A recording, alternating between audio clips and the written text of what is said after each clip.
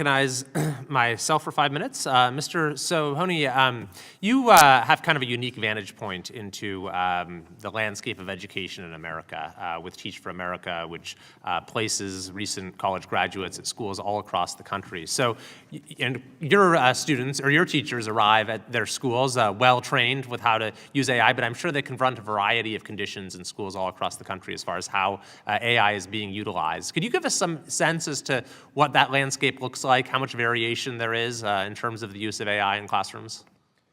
Yeah, thank you for the question. AI technology in education and classrooms is here, as we've all covered, and given that we work in 37 states in DC, in rural America, urban America, we have a vast landscape of where we have experience, and what we find is there's great variance in terms of the technology tools that have been adopted by these school systems. And so our focus is on ensuring we help our educators learn how to work with and use those tools, no matter what the tool is. Again, responsibly and ethically, and also to drive personalized learning so that they can focus on things that motivate them, like relationship building.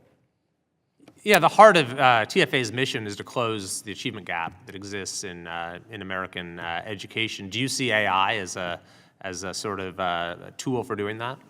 I think there's huge promise and there's huge risk at the same time. I think the promise, which is what I want to anchor in because AI is here, students and educators are using it, is that it can really deliver a personalized learning opportunity for students. It can ensure that all students get exactly what they need to drive forward their outcomes. I think it can also ensure that students and teachers are able to build the kind of very real human relationships that only educators are able to build as well.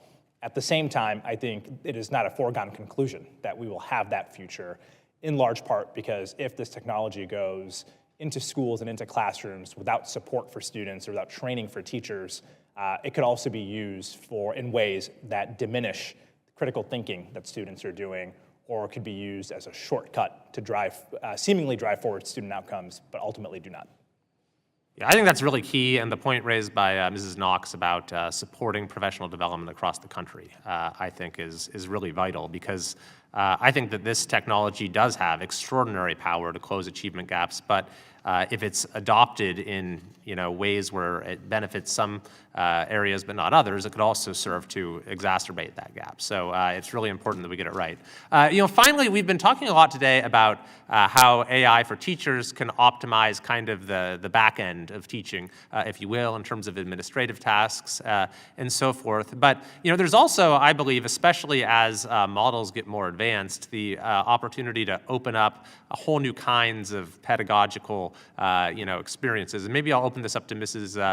Knox as well, and as well as you, Mr. Sohoni, if you've seen this in classrooms. I mean, you can readily imagine, once we get to the point where 3D worlds can just be generated on command, you combine that with augmented reality, and you can literally bring history alive for students. You can travel to the bottom of the ocean. You can go toe-to-toe with a Tyrannosaurus Rex, whatever the case may be. Have you seen that in classrooms at all yet? And Mrs. Knox, are you guys working on that sort of thing? Well, I have not gone toe-to-toe with a Tyson but yeah, I mean, I think also what you're kind of getting at is, is AI ultimately, through all of these new experiences that we're bringing to the classroom, is it impacting student achievement? Because I think at the end of the day, we all want student achievement to go, absolutely up. And one of the policy recommendations, thank you for saying that they were helpful, that we make is there needs to be more research on how AI is impacting student achievement.